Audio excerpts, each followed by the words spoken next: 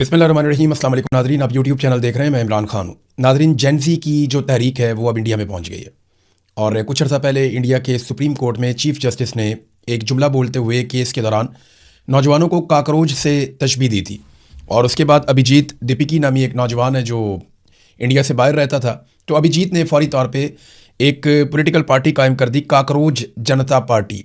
वैसे तो तंज़ में ये बात की थी chief justice of supreme court of India ने, लेकिन उसके बाद नौजवानों ने इसको सीरियस ले लिया और उन्होंने अपनी एक पॉलिटिकल पार्टी बना दी, काकरोच जनता पार्टी। सोशल मीडिया के ऊपर भूचाल आ गया। इन्होंने आवाज़ उठाना शुरू की इंडिया के निज़ाम तालीम के ऊपर और ये बार बार एक ही बात कर रहे थे कि इसके अंदर इस्लाहात लाई जाएँ, इसको बेहतर किया जाए। इनको संजीदा नहीं लिया गया। ये छोटे मोटे एहतजाज करना शुरू हो गए, फिर आहिस्ता आहिस्ता एहतजाज में शिद्दत आना शुरू हो गई।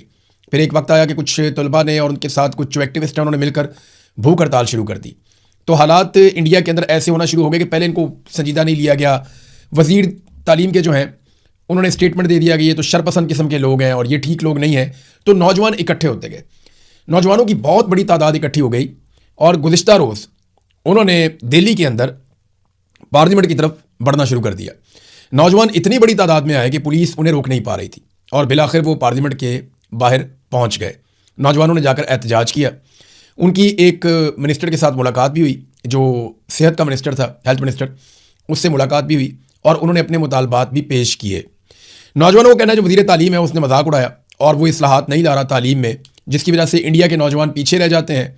लिहाजा वज़ीर तालीम जिसका नाम है धर्मेंद्र प्रधान, उसको फारिग किया जाए और इसकी अब ज़रूरत नहीं है और कोई ऐसा आदमी लाया जाए तालीम के मैदान में जो नौजवानों के लिए तालीम में इस्लाहात लेकर आए और इंडिया के हालात को, नौजवानों के हालात को बेहतर करे।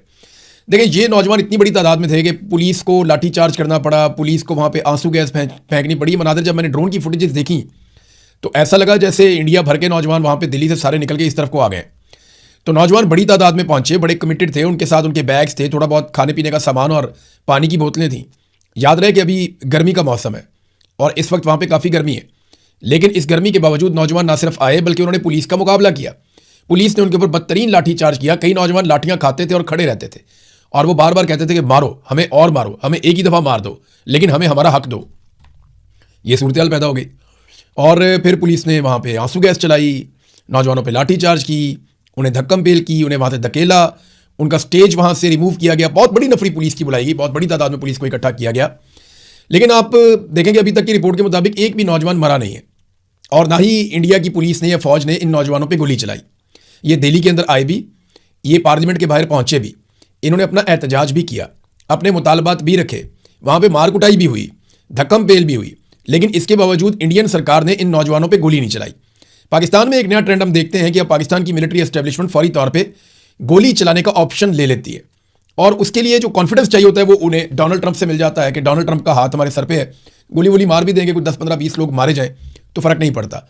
आज़ाद कश्मीर में जो डाटा है वो 50 से ऊपर पहुँच गया है शोधा का, 50 से ज़ायद शोधा का डाटा है। अभी पिम्स के अंदर एक और नौजवान की शहादत हो गई है, उसे भी गोलियां लगी थी आज़ाद कश्मीर में।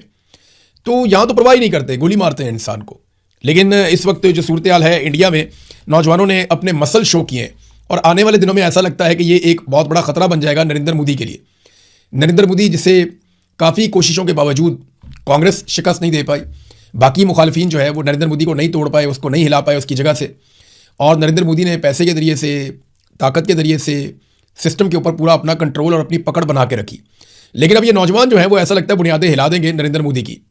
इन्होंने मुतालबात जो हैं उनको बढ़ाना शुरू कर दिया नौजवानों ने और अब ये दोबारा निकलेंगे।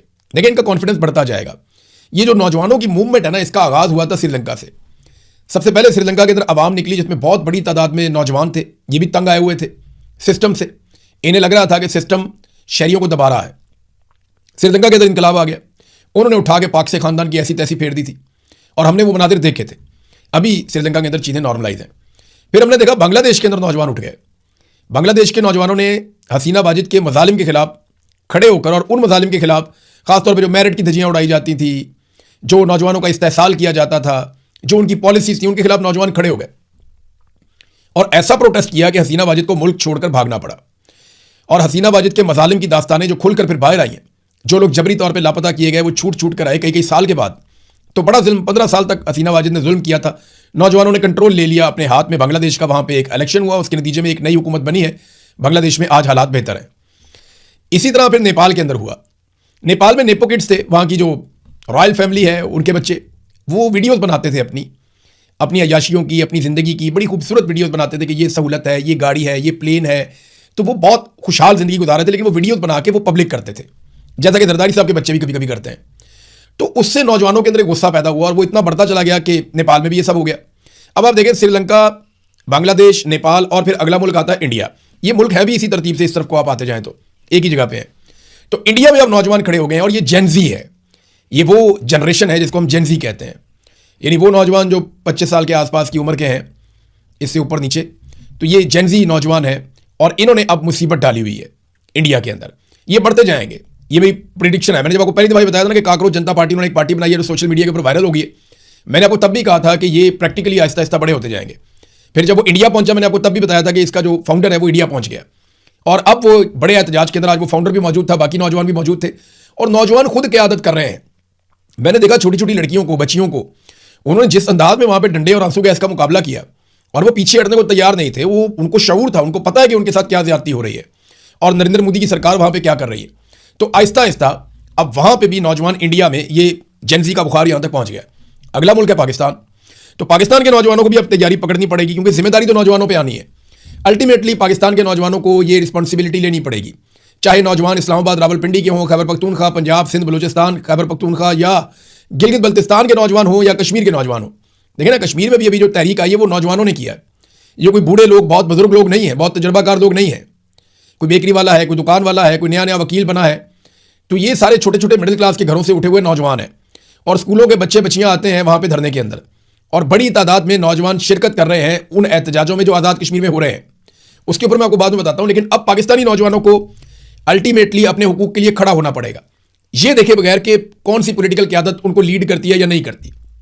जरूरत नहीं है ना, पॉलिटिकल पार्टीज के पास नॉर्मली ऐसा विजन नहीं है जो मौजूदा हुकूमत के अंदर खास तौर पे वो तो सिर्फ अपने बच्चों को बना रहे हैं। नवाज शरीफ को मरियम नवाज और उसके बच्चों से बाहर दिखाई नहीं देता, जरदारी को अपने बेटे से बाहर दिखाई नहीं देता। ख्वाहिश तो देखो ना, उसने कभी इस ख्वाहिश का इजहार नहीं किया कि मैं चाहता हूं कि पाकिस्तान का नौजवान इक्तदार में हिस्सेदार बने। नहीं, वो कहता मेरी ख्वाहिश है कि मेरी जिंदगी में मेरा बेटा वज़ीर आज़म बन जाए एक दफा। आप देखें ना उनकी ख्वाहिशात कैसी हैं, वो अपनी फैमिली से बाहर जाती नहीं है। तो नौजवानों को पाकिस्तान में तालीमी इस्लाहात के लिए, नौकरी के एक जैसे मौके के लिए, बुनियादी इंसानी हकूक़ की फराहमी के लिए, नाइंसाफ़ी के खात्मे के लिए, जो अकरबा परवरी होती है यहाँ पे अपने ही लोगों को रेवड़ियाँ बांटी जाती हैं उसके खिलाफ, और नौजवानों के मैंडेट का एहतराम कि नौजवान जो बात करते हैं, जिसको वोट डालते हैं, वहाँ पे वो मैंडेट उसको मिलना चाहिए। खेलों के मौके, सेहत के मौके, ये उन्हें मिलने चाहिए। इन मामलात के अंदर इस्लाहात होनी चाहिए। फिर मेरिट का क़याम होना चाहिए पाकिस्तान में, निज़ाम इंसाफ होना चाहिए और शफाफ होना चाहिए। आज़ादी सारे राय होनी चाहिए। इंटरनेट बार बार पाकिस्तान में बंद कर देते हैं, मोबाइल फ़ोन बंद कर देते हैं, ये सिलसिले पाकिस्तान में बंद होने चाहिए। करप्शन, रिश्वत, सिफारिश, इन सारी चीज़ों के खिलाफ पाकिस्तानियों को आज नहीं तो कल उठना पड़ेगा और ये जिम्मेदारी पाकिस्तान के नौजवानों को अपने हाथ में लेनी पड़ेगी।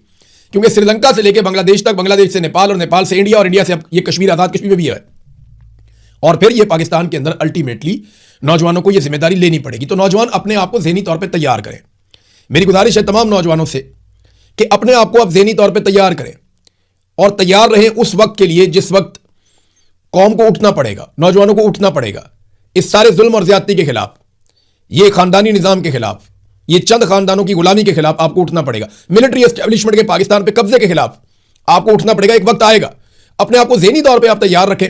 जब वो वक्त आएगा तो साथ मिलकर निकलें, तो अल्लाह ताला आपको कामयाबी देगा। नाज़रीन, बिलावल ने कश्मीर के अंदर एक बात की है, ज़रा वो बात आपके सामने में पहले रख देता हूँ। स्टेटमेंट बहुत इंटरेस्टिंग है। उन्होंने कहा वफाकी वज़रा के गैर जिम्मेदाराना बयानात से आज़ाद कश्मीर का मामला पेचीदा हो रहा है। देखें, आज़ाद कश्मीर में हुकूमत किसकी है? बिलावल की है। आज़ाद कश्मीर में इतनी सारी फोर्सेस किसने बुलाई? जिन्होंने गोली चलाई, बिलावल ने बुलाई, बिलावल की पार्टी ने बुलाई और गोली भी चलवाई। जो लोग हैं जॉइंट अवामी एक्शन कमेटी के, उन्हें कलअदम किसने करार दिया? बिलावल ने और उसकी पार्टी ने किया। और कलअदम करार देने के बाद उनके सरों के ऊपर इनाम किसने रखा? बिलावल ने और उसकी पार्टी ने रखा। तो ये जितना कुछ भी किया पाकिस्तान पीपल्स पार्टी की हुकूमत ने किया। ये सारा बहरान पाकिस्तान पीपल्स पार्टी की, आज़ाद कश्मीर की हुकूमत ने किया है। अब आज़ाद कश्मीर की हुकूमत अलग है, पाकिस्तान की हुकूमत अलग है। बेशक ये एक दूसरे पे इन्हिसार करते हैं, लेकिन है तो अलग। दो एंटिटीज है आइन के मुताबिक, पाकिस्तान का या आज़ाद कश्मीर का। तो बिलावल जो कुछ आज़ाद कश्मीर पे बिलावल की हुकूमत कर रही है, वो उसके लिए पाकिस्तान की हुकूमत को जिम्मेदार कैसे ठहरा सकते हैं? ये है मेरा सादा सवाल। तो बिलावल अपोजिशन बनने की और बनने का दिखावा करने की कोशिश करते हैं, जो इंतहाई गैर जरूरी है। और नौजवान इस बहकावे में आएंगे नहीं, वो इसमें फंसेंगे नहीं। हाँ, मुज़ाकरात इस वक्त हो रहे हैं आज़ाद कश्मीर में और उसकी ड्राफ्टिंग जारी है। मुज़ाकरात की इस वक्त की सिचुएशन जो है वो मैं आपको बता देता हूं। थोड़ी देर पहले मैंने इंफॉर्मेशन गैदरिंग की है। डेडलॉक है सीटों के मामले पे और वहां आकर फंस गए हैं सारे। एस्टेब्लिशमेंट ये चाहती है कि अगर सीटें कम की जाएं तो जितनी सीटें कम की जाएं उनके पास पूरा इख्तियार होना चाहिए वोट डालने का, वजीर आजम को चुनने का या वजीर आजम को निकालने का, हुकूमत को बनाने और गिराने का इख्तियार ये जो महाजरीन की नशिस्तें हैं इनके पास होना चाहिए। चाहे कम भी कर दी जाएं, इनका इख्तियार रहना चाहिए। लेकिन जो ज्वाइंट अवामी एक्शन कमेटी के लोग कहते हैं ठीक है जी आप 4 करें 6 करें, लेकिन इख्तियार नहीं होना चाहिए। ना ये हुकूमत बनाएंगे ना ये हुकूमत गिराएंगे। हुकूमत बनाने और गिराने का इख्तियार आजाद कश्मीर के अवाम के पास होना चाहिए, क्योंकि वो आजाद कश्मीर की हुकूमत है और आजाद कश्मीर के अवाम जिसको वोट डालेंगे वही हुकूमत बनाएगा, वही हुकूमत गिराएगा। अब क्योंकि ये मकबूजा कश्मीर के मुहाजिरीन हैं तो ये मकबूजा कश्मीर की हुकूमत बनाने या गिराने में रोल प्ले करें तो एक अलग बात है, लेकिन आजाद कश्मीर की हुकूमत गिराने और बनाने में रोल प्ले ना करें, उनका मौक़िफ़ भी एक तरह से ठीक दिखाई देता है। हुकूमत का अपना मौक़िफ़ है, हुकूमत नहीं एस्टेब्लिशमेंट का। तो ये मुज़ाकरात यहां पे आगे तातुल का शिकार है। इसमें धोखा भी हो सकता है, याद रखिएगा एंड टाइम पे। और ये सिस्टम कोशिश कर सकता है कि इसको प्रलॉन्ग करे, इस चीज को, यानी 22, 23, 24 तक निकलवा लें, 25 को कंपेन खत्म करके 27 को एक इलेक्शन करवा दें जबरदस्ती कर्फ्यू वाले माहौल में, और कुछ सीटें पीपल्स पार्टी को दे दें, कुछ पीएमएलएन को दे दें, कुछ आईपीपी को दे दें, कुछ मुस्लिम कॉन्फ्रेंस, एक मतंजन सा बना के एक ऐसी हुकूमत बनाई जाए जो बैसाखियों के ऊपर खड़ी हो, जो अकेले हुकूमत कर ना सके। पीएमएलएन को बाहर से कुछ सीटें मिल जाए, कुछ अंदर से मिल जाए, पीपल्स पार्टी को कुछ अंदर से मिल जाए, मुस्लिम कॉन्फ्रेंस को थोड़ा बहुत हिस्सा दे दें और आईपीपी को कुछ ना कुछ इधर उधर से पूरा करवा के, जैसे गिलगित बल्तिस्तान में किया, तो एक मतंजन किस्म की हुकूमत बना दें। अब एक राय यह है कि पाकिस्तान तहरीक इंसाफ और ज्वाइंट अवामी एक्शन कमेटी को इलेक्शन जरूर लड़ना चाहिए, और मेरे ख्याल में इनको इलेक्शन लड़ने के लिए 48 घंटे से ज्यादा का टाइम नहीं चाहिए। अगर ये 48 घंटे का भी टाइम हो ना तो इन्होंने सिर्फ अपने उम्मीदवार अनाउंस करने हैं। जो इस वक्त आजाद कश्मीर में ज्वाइंट अवामी एक्शन कमेटी को अवामी हमायत हासिल है या सपोर्ट हासिल है, वो किसी और पॉलिटिकल पार्टी को नहीं है, और बाकी सब पॉलिटिकल पार्टी से ज्यादा पाकिस्तान तहरीक इंसाफ के पास सपोर्ट है। यानी अगर सबसे ज्यादा वोट बैंक है तो तहरीक इंसाफ का है, लेकिन सबसे बड़ी सपोर्ट अगर किसी के पास है तो ज्वाइंट अवामी एक्शन कमेटी है। वो अगर अपने लोग अनाउंस कर देना कि ये हमारे लोग हैं, इनको आपने वोट डालना है, तो वोट इधर उधर नहीं जाता, उन्हीं को डलेगा। यानी मैंने कई सहाफियों से पूछा, कोई बहुत मोहतात भी रहता है ना, तो वो कहता है अगर ये इलेक्शन लड़ने का फैसला करते हैं और अपने उम्मीदवारों को नामजद करते हैं ना, तो ये बड़े आराम से अपनी हुकूमत बना सकते हैं। ये बात आज़ाद कश्मीर के अंदर जो सहाफ़ी सहाफ़त कर रहे हैं उन्होंने मुझे बताई कि ये इतनी बड़ी मकबूलियत हो चुकी है और पूरे आज़ाद कश्मीर के कैनवस के ऊपर इनकी आवाज़ पहुंच गई है, लोग इनके साथ खड़े हैं और बहुत सारे शोधा हैं इनके पास। 23 तारीख को वो शोधा की याद में एक दिन मनाने जा रहे हैं। 50 से ज़ायद शोधा की लिस्टें आ चुकी हैं, सैकड़ों जख्मी हैं। तो ये इस वक्त आप उनको नहीं हरा सकते इलेक्शन के मैदान में। अगर वो आ जाते हैं तो बस शर्त सिर्फ एक है, जैसे आज़ाद कश्मीर के लोग हर चीज़ पे पहरा देते हैं ना, जैसे खैबर पख्तूनख्वा के लोगों ने नताइज हासिल किए थे, या जैसे खैबर पख्तूनख्वा के लोग बैठ गए थे जाकर पोलिंग स्टेशंस के बाहर और आरओस के दफ्तरों के बाहर कि जनाब हम तो रिजल्ट लेकर उठेंगे, हमें हमारी जीत का नोटिफिकेशन दिया जाए। ये 33 नशिस्तें हैं टोटल। इन 33 नशिस्तों पे अगर बैठ के अपना रिजल्ट लेकर अवाम उठे ना तो फिर मसला ही कोई नहीं, फिर बड़े आराम से वहां पे हुकूमत तब्दील हो सकती है, एक नई हुकूमत बन सकती है। तो ये अब एक और भी सिचुएशन है जिसके ऊपर डिस्कशन हो रही है। तो आज़ाद कश्मीर का मामला है यहां पे, इसको हम डिस्कस करेंगे नेक्स्ट वीलॉग में। मजीद मालूमात आती हैं तो मैं आपको शाम को बताता हूं कि और क्या हो रहा है। अब नाज़रीन, डीएचए की मौजें लग गई हैं। ये डिफेंस हाउसिंग अथॉरिटी है, ये फौज का एक ज़ेली इदारा है, यहाँ पे ये कारोबार वगैरह करते हैं। तो देखें कितनी मजे की खबर है, मोहम्मद असद चौधरी साहब ने खबर दी है। खबर देखें आप, नेशनल हाईवे अथॉरिटी, ये मोटरवे वगैरह बनाते हैं, बड़ी बड़ी सड़कें जो मेन है उसकी एक नेशनल हाईवे अथॉरिटी है। उन्होंने अपनी पॉलिसी में नरमी की है डीएचए के लिए, और किसी के लिए नहीं। डीएचए के लिए तो कानून भी बदल देते हैं, मसला ही कोई नहीं है। उसका एक प्रोजेक्ट है गंधारा सिटी, इसको लाहौर और इस्लामाबाद मोटरवे से डायरेक्ट इंटरचेंज की मंजूरी दे दी गई। हालांकि किसी भी एक इस तरह के प्रोजेक्ट को मोटरवे से इंटरचेंज क्यों दिया जाएगा? इंटरचेंज तो शहरों के लिए होते हैं, सोसाइटियों के लिए तो नहीं होते। लेकिन क्योंकि डीएचए का है प्रोजेक्ट तो इन्हें जनाब इंटरचेंज की मंजूरी दे दी गई। पॉलिसी के मुताबिक मोटरवे पे 2 इंटरचेंजों के बीच में कम से कम 10 किलोमीटर का फासला होना चाहिए, मगर ये तो 7 किलोमीटर के ऊपर इन्होंने बना दिया है। और डीएचए इंतजामिया इंटरचेंज के लिए सरकारी फीस जो अदा करनी पड़ती है, यानी अगर आपने इंटरचेंज लेना है तो आपने एक सरकारी फीस भी देनी है ना, ये अरबों रुपए में होती है। तो डीएचए वो फीस नहीं देना चाहता, वो इसको माफ करवाना चाहता है फीस को भी, ये कहकर कि हमने वेलफेयर के काम किए हैं, यानी हमने शोधा को प्लॉट दे दिए हैं, या हमने कोई और वेलफेयर का काम किया है, या हमने क्रिकेट का एक ग्राउंड बना दिया है, हमने वहाँ पे एक मस्जिद बना दी है, वहाँ पे एक डिस्पेंसरी बना दी है, एक अस्पताल बना रहे हैं। तो उन्हीं चीज़ों को बेचेंगे भी, उन्हीं चीज़ों की कीमत भी वसूल करेंगे ना। प्लॉट महंगे हो जाते हैं जी, अस्पताल बना हुआ है, मस्जिद बनी हुई है, सारा कुछ है, सहूलियत बनी हुई है, स्कूल बने, वेलफेयर का काम है। तो उसके अंदर वो कह रहे हैं जी एडजस्ट कर लें आप, ये इंटरचेंज आप हमें बना कर दें, जो अरबों रुपए इंटरचेंज की कीमत हमने आपको देनी है या फीस आपको देनी है, नहीं वो हम आपको नहीं देंगे, हमने वेलफेयर का काम कर लिया।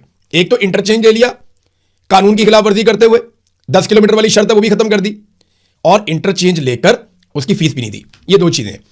मजीद वो लिखते हैं कि वाकफान हाल बताते हैं कि नेशनल हाईवे काउंसिल के इजलास में 22 जून 2026 को जो हुआ, इंटरचेंज की लोकेशन पॉलिसी के खिलाफ होने की वजह से फैसला किया गया कि यह इंटरचेंज बनाने की इजाजत नहीं दी जा सकती और चेयरमैन काउंसिल और दीगर मेंबरान ने इसको बड़ी सख्ती से मुस्तरद किया था। अगले ही दिन काउंसिल के चेयरमैन शुजाउद्दीन ज़का दीगर काउंसिल मेंबरान को कॉल करके इस इंटरचेंज का कौमी मफाद समझाते रहे। यूं भरी काउंसिल में हुए फैसले को तब्दील करके यह इंटरचेंज दे दिया गया कौम के वसी तर मफाद में। अब इसके बाद होगा क्या? जो DHA गंदारा सिटी के प्लॉट्स हैं ना, वो बहुत महंगे हो जाएंगे। अब इसके इश्तिहार के अंदर बाकायदा लिखा जाएगा, बल्कि ये लिख दिया गया, ये आ भी है सामने आपके, कि जनाब NHA allows dedicated motorway interchange for DHA Gandhara city, कि जनाब हमें नेशनल हाईवे अथॉरिटी ने एक इंटरचेंज भी अलाउ कर दिया है हमारे DHA गंदारा सिटी के लिए। तो वो एक बड़ा ज़बरदस्त गाना गाया था नूरजहां ने, बाद में एक और गुलकारा ने उसको थोड़ा सा मॉडिफाई करके बनाया था कि सारे रकबे तुम्हारे लिए है। तो ये वही वाली सूरत मुझे लगती है कि DHA का रूल भी तब्दील हो गया। नाज़रीन, ये जो इन्होंने फैसला किया था, रोज़ाना की बुनियाद पे फैसला किया जाएगा कि पेट्रोल की कीमत ऊपर करनी है या नीचे करनी है। तो अब ये रोज़ाना करेंगे, हमें रोज़ खबर देनी पड़ेगी आपको। पेट्रोल की कीमत में इन्होंने इजाफा किया है जी, डीजल की कीमत में 5 रुपये 71 पैसे, यानी 5.25 रुपये इन्होंने डीजल की कीमत मजीद बढ़ा दी है और 35 पैसे पेट्रोल की कीमत कम कर दी है। यानी जब कम करते हैं तो 35 पैसे, बढ़ाते हैं 5.25 रुपये। तो डीजल के ऊपर आवाम को अच्छा खासा चूना लगा रहे हैं। इस वक्त जो डीजल की कीमत है वो 360 रुपये तक पहुंच गई है और पेट्रोल लगभग 316 रुपये का है। ये नाजरीन पाकिस्तान के साथ कर रहे हैं। इमरान खान का 150 वाला बहुत महंगा था और ये बहुत सस्ता है। ईरान और अमेरिका के इशू के ऊपर मेरे पास खबरें हैं, लेकिन बात करेंगे नेक्स्ट वीलॉग में। अब तक के लिए इतना ही। अपना ख्याल रखिएगा, अपने चैनल का भी। अल्लाह हाफ़िज़।